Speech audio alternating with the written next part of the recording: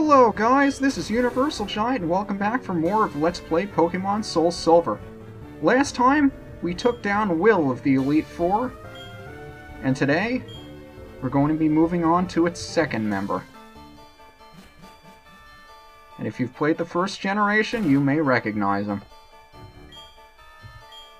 Koga. Specialty? Poison type.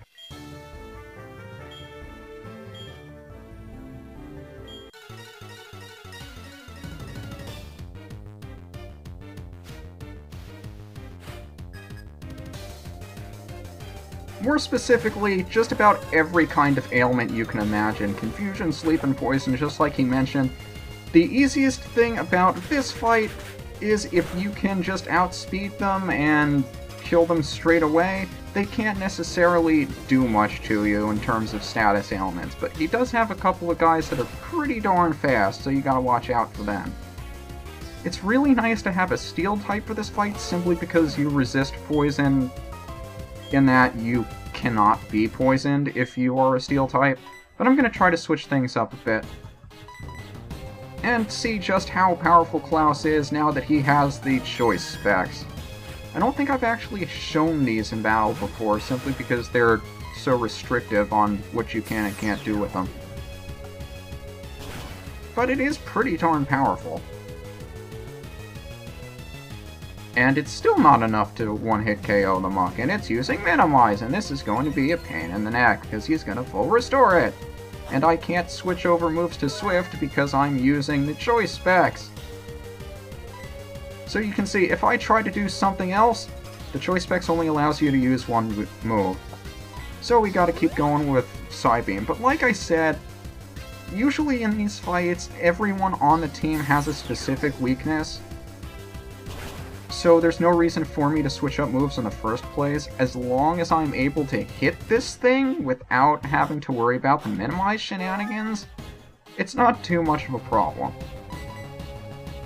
And I didn't realize just how over-prepared I am for poison types. I mean, poison is only strong against one type, grass, and it's weak to so many other types, like psychic types, ground types. Hi, Crobat!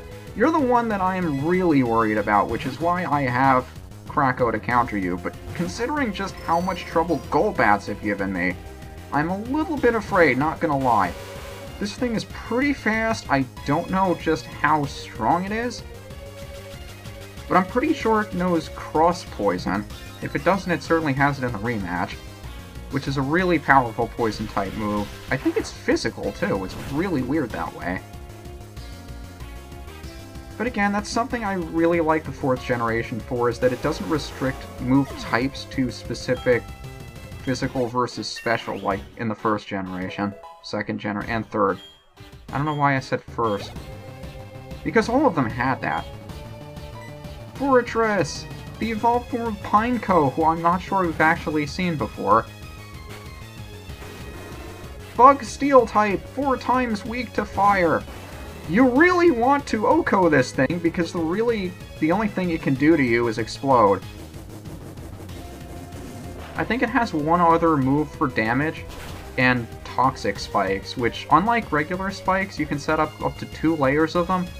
For the first layer, every Pokemon that switches into 1 layer of Toxic Spikes just gets normally poisoned, and any Pokemon that switches into 2 layers of poison gets Toxic Poison, which racks up damage every turn that you stay in and take that damage. So for instance, if you're Toxic, on the first turn you take poison damage, you'll lose 1/16 of your max HP. On the second turn you'd take 1/8, on the third turn you'd take 3/16, and so on until you're dead.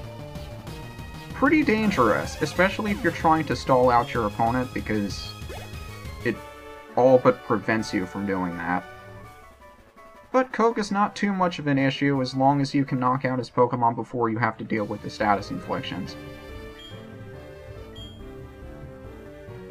I'll go heal up, and tomorrow we'll face off against the 3rd member of the Elite Four. See you then.